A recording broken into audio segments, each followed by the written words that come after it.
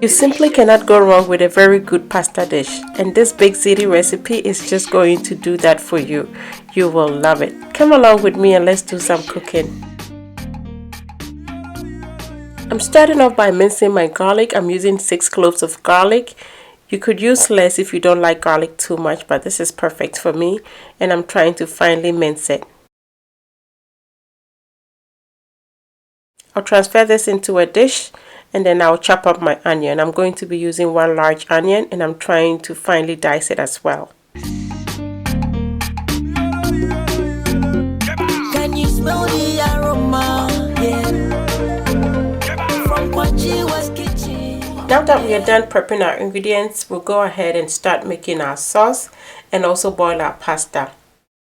So I have my pot here to make the sauce, and in here I have my water to start cooking the pasta. I'm going to bring that to a boil.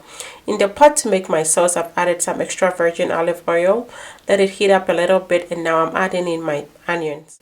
I'll saute this until it gets a little bit sweaty, and then I'll add my beef. I should have also added my garlic right when I added my onions. I almost forgot, but I remembered and added it later.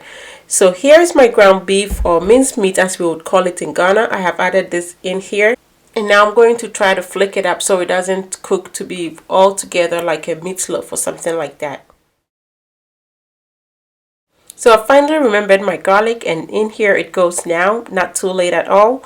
And I'm going to just stir everything together. So make sure that your meat is, like I said, very well flicked up, so it's not sticking together and you're having a little bit more like meatballs.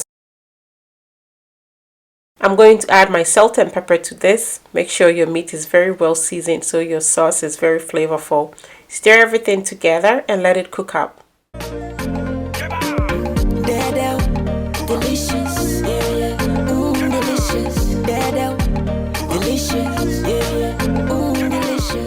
Make sure this cooks until it's brown, which is going to take about 10 minutes. Occasionally stirring to make sure that it is very well cooked through. Just like this. And then we are going to add our pasta sauce. In today's recipe, I'm not using my homemade pasta sauce. This is just sauce from the store. So even more the reason that anybody else can make it, if you don't have your sauce made, you can just buy your jar of sauce from the store and just use it. I've rinsed out my jar with about 2 tablespoons of water. Pour that in here. I'm going to stir and then let this cook.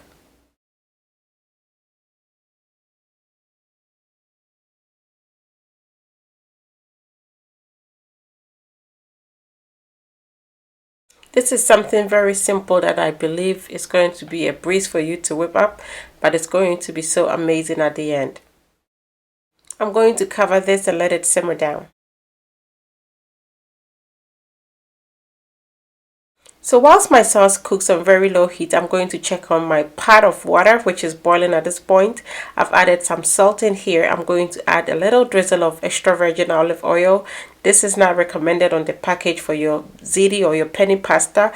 I just like to do this to make sure that it doesn't stick. So normally I will use penny because ziti is very hard to find, but I was happy and lucky enough to find some ziti, so I'm going to use the real ingredients for this recipe. I'm going to pour the whole content of my packet in here in the water. Give it a stir, which is very necessary if you don't want your pasta to stick together. Then allow this to cook uncovered until it becomes al dente, using the instruction on your package.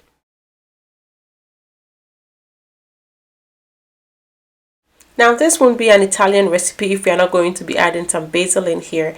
So even though my sauce says it has basil on the jar, I'm still going to add some fresh basil. And even if it was my homemade sauce with basil in it, I would have still added some fresh basil. So I'm going to just straight ahead put it in the sauce at this point. Give it a stir, and that is it. I'm not going to let it cook down. I'm just going to let the basil stay in here fresh, because remember we are going to be baking this, so you don't want this to be overcooked at all. So I'm turning off the flame now, and I'm going to focus my attention on the pasta, which is also done at this point. Perfectly al dente. I'm going to transfer this into a colander and strain.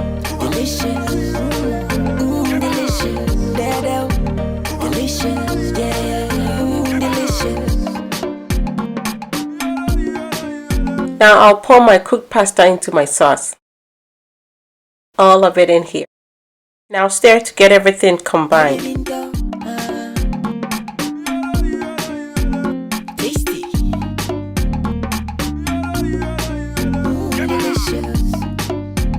We intend to have this baked ziti to be very cheesy, very moist, velvety, creamy, because that's what this ricotta cheese is going to do, and that's why we are adding it in here. If you don't want it to be very cheesy, you can leave that out. Your dish is going to be delicious, but trust me, the ricotta in here makes a big difference. So if you can tolerate, please add that in here. Yes, so if you get the drift, this is going to end up being almost like a lasagna, but we are not going to spend time to layer it. It's just going to be everything mixed in here. Oh, so good.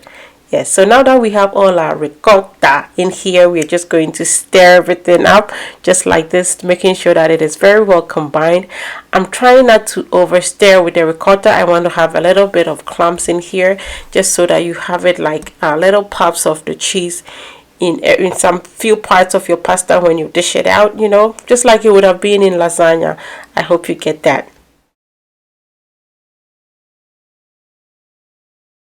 So now our pasta is very saucy, very cheesy, and ready to go into our bakeware, which I'm going to add half of the total content in here first. Spread it out, level it up, and then I'm going to top that with some cheese. I'll use half of my mozzarella cheese. So this is shredded mozzarella cheese right here. I'm going to use half of that to cover this layer. And then I'm going to top it up with some grated Parmesan cheese as well. Yes, and that's why I say this is going to be very cheesy. If you don't want it cheesy, you could just do one layer on the very top, and that will be it. So now I'm going to introduce the rest of my pasta here. Spread it out, level it up,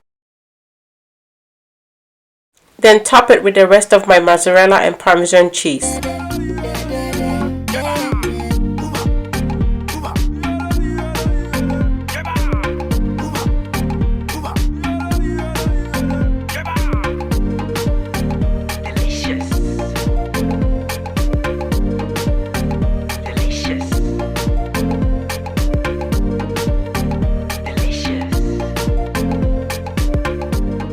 I've preheated my oven to 350 degrees Fahrenheit, and I'm going to bake this in there for 30 minutes.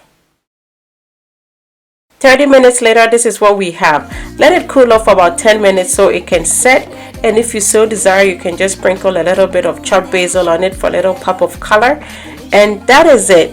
Serve and enjoy. If you've been looking for school lunch recipes or work lunch recipes, this is a great one for you to try.